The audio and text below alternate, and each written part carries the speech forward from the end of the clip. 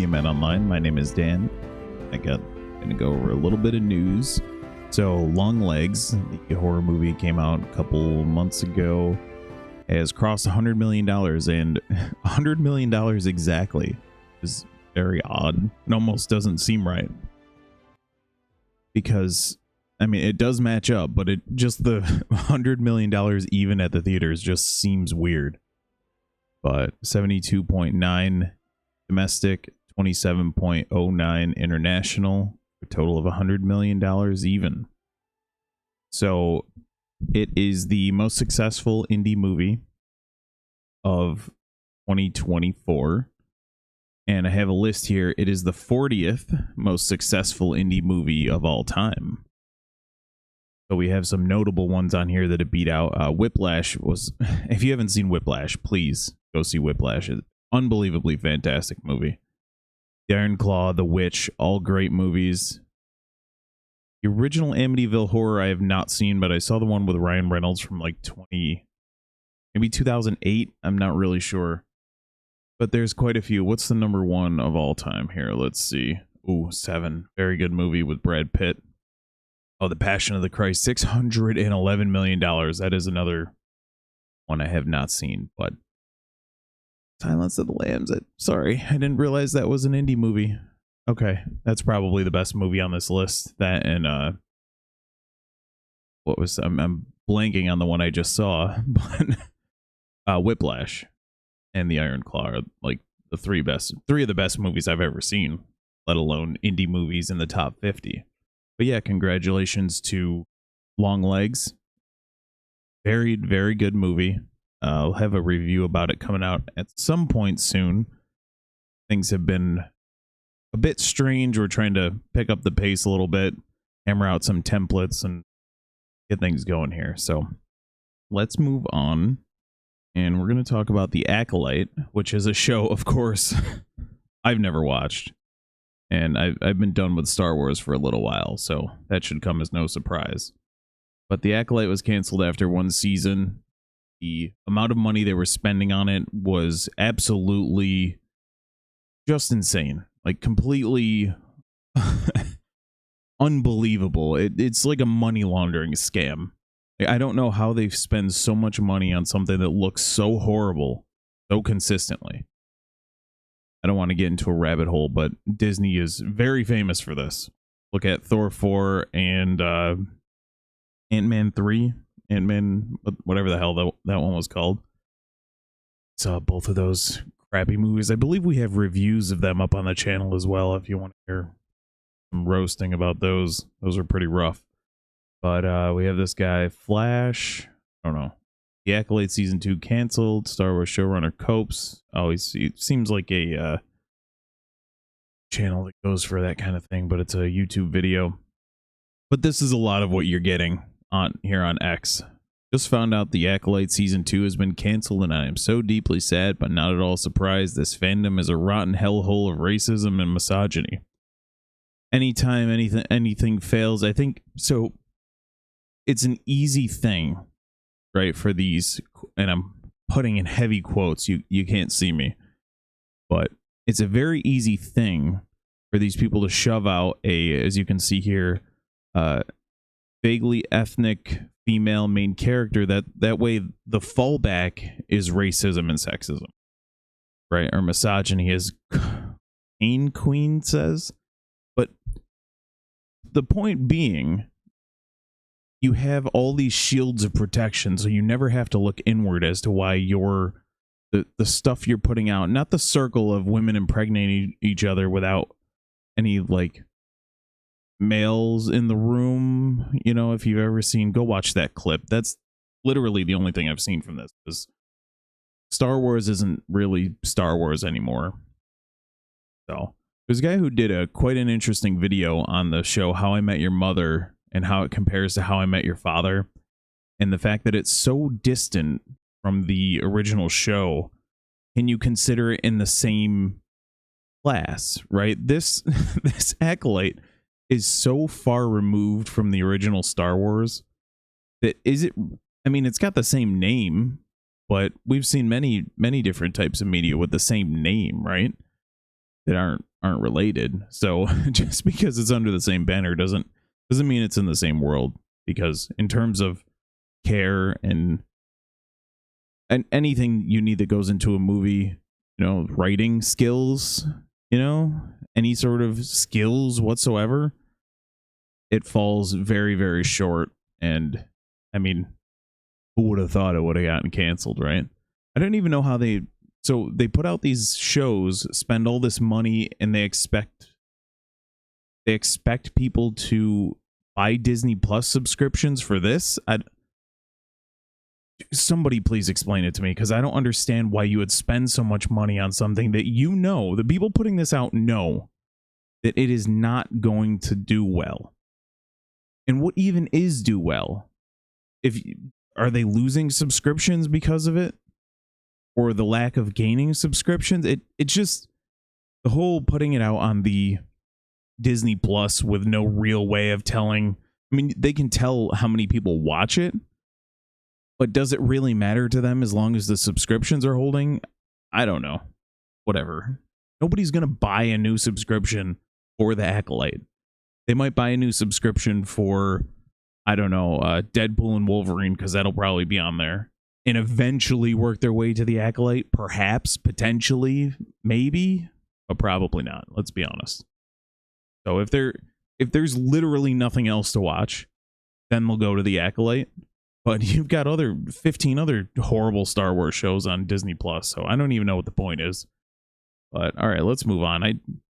I can't talk Star Wars for very long. It gives me a headache. Awful stuff.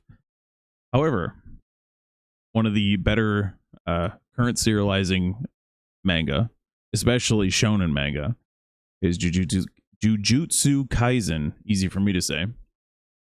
But it is ending in 5 chapters, and they have a final date of September 30th, 2024. Within a couple of months of My Hero Academia ending. So it was a nice run for Jujutsu Kaisen. There were some ups and downs. The anime is very, very good, and the manga's quite good as well.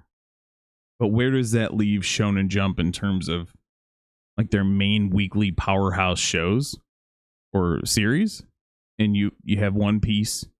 The most popular ones are like Sakamoto Days, Chainsaw Man, One Punch Man, but those are all like, you kind of get them when you get them. But in terms of weekly, you still got Undead Unluck. I don't know how popular that's been, but that one's still cooking along. And you have a bunch of new ones like Ultimate Exorcist Kyoshi. I haven't touched that one yet. There's a bunch of ones that are up in the air as to whether or not they'll catch on. But in the past year, we've lost. Well, I shouldn't say lost, because they've run their course. They ended. Mashal, My Hero Academia, Jujutsu Kaisen, and there was another one that I'm forgetting all of a sudden, but that's no surprise. Demon Slayer. That's the one. Completely blanked, but Demon Slayer ended as well. That might have even been in 2022. Time is really flying by. But yeah. Check out Jujutsu Kaisen. Pick up the Shonen Jump app. I think $1.99 still, and you can just read all this stuff. Really, and sometimes, especially with Mashal, you pick up the app, and a couple hours have gone by. You've read 45 chapters, whatever. I don't know your pace, but what have you. So yeah, give it a check. Shonen Jump app, Android, Apple App Store, whatever. So, all right, let's move on. The Game Awards 2024 has been announced for December 12th, and they'll be streaming live everywhere from Peacock. Oh, from the Peacock Theater in LA. Public tickets on sale November 1st. This isn't something I usually pay attention to very often. I was looking at the Game Awards site, and it said that Baldur's Gate won last year, which I thought it was just revealing who had won this year. That's how with it I am. I'm guessing that the Elden Ring DLC will rake in a lot. There's probably a DLC category. I'm not exactly sure. But Final Fantasy Rebirth, that'll be the other one that does really well, I assume. So I'm hearing good things also about this Black Myth Wukong. Apparently that one, but this is, I don't know if this is similar to the Oscars where it's just like a circle jerk. You know, it's not really who's the best. But if Baldur's Gate won last year, I guess we could go with that. Oh, the other one being Stellar Blade. That's not going to win anything, even though it should. So, okay. Pokemon World Championships took place last weekend, and the 2025 and 2026 locations have been announced. The 2025 World Championships will be in Anaheim, California, and for some reason, the 2026 World Championships will be in San Francisco. So we're doing back-to-back California. I think California is probably the smart money, even though they, I don't know, maybe do Seattle or something next time, give it a little bit of a different vibe. But it's smart because the two of the most popular sects of Pokemon fans are Japan and America. So if you did the East Coast in America, let's say Florida or something, how far are the Japanese players willing to travel? I assume like the higher ranked ones will have the money and everything, but it just would be kind of odd to do it that far away. So maybe Vancouver even, that might be a nice one. But then you got to deal with passports and all that stuff. I don't know how people are going to do it, but 2 years in a row in California, hopefully San Francisco will be in better shape by then, but we shall see. But yeah, check out Pokemon World Championships. All the videos we're streaming on YouTube. I don't really participate in the Pokemon Go like battling stuff, so I kind of skipped over watching that, but it was a 3-day event, and apparently it went very well. So I have the VGC, which I play, and the TCG, which I used to play, archived. So yeah, Pokemon World Championships, Anaheim 2025, San Francisco 2020. All right, and then the last announcements for locations, and I'm definitely going to this. AEW All In is on Sunday this week, and it takes place in London. Very, very stacked card. I'm going to be talking about it next time Isaiah and I do a little podcast, you know. But AEW All In 2025, Saturday, July 12th in Texas at Globe Life Field, which is the Texas Rangers Stadium. So All In seems to be I thought it was just going to be an overseas situation, and that's why they were doing it in the stadium, because they don't travel across the pond very often. But no, it's going to be a stadium series type of pay-per-view. I guess we'll see how the tickets sell, but this will be fun. I don't really know what ticket prices are going to be, but I don't want to sit like up in the nosebleeds. I know some people like to just go there for the experience, but I want to see what's going on, you know? So, and I've never been to the Texas Rangers Stadium. It's a brand new one. I want to say it maybe it was 2020 it opened, because it opened during COVID. It was a real shame because beautiful stadium. Texas Rangers won the World Series last year, so it got a lot of views on that stadium. So maybe cashing in on the popularity. I'm not really sure, but All in Texas. And then Tony Khan confirms AEW All in 2026. So 2 years from now, we'll be back in London. So they're popping over here for Texas for 2025, then back to London for 2026, which is smart. Also rumors that they want to do a show in Australia. So we'll see how that goes, but I think that's smart. They need to expand as much as possible, as long as it doesn't affect the product with like catering to. WWE did this back when I was watching it. They had this Indian guy, like from India, and they gave him like their world championship because they were doing a tour in India like a couple months later. But before it was so unpopular, before they even got to the tour, they switched it off of him to AJ Styles. It was a brutal few months though. This guy, he was horrible. But that's what they do. They give their championship. The heavyweight championship in WWE is not meant for good wrestlers, I don't believe. I mean, Cody Rhodes has it now, but Roman Reigns had it for like 12 straight years before that. So, you know, let's not get in on anyone who's going to put on good matches, right? But that's why I like AEW so much. It's the alternative. Everyone who's held the belt is a stud. So I think they've had 7 or 8 different champions at this point. But all right, I'm rambling.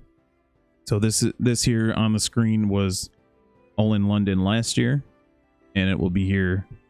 They're actually over there now, this Sunday at 1 o'clock, and in 2026. So, all right, let me know what you think down below. Like, share, and subscribe, please. If you like these kind of little news videos, let me know in the comments, because I'll do more. But all right, thanks for watching.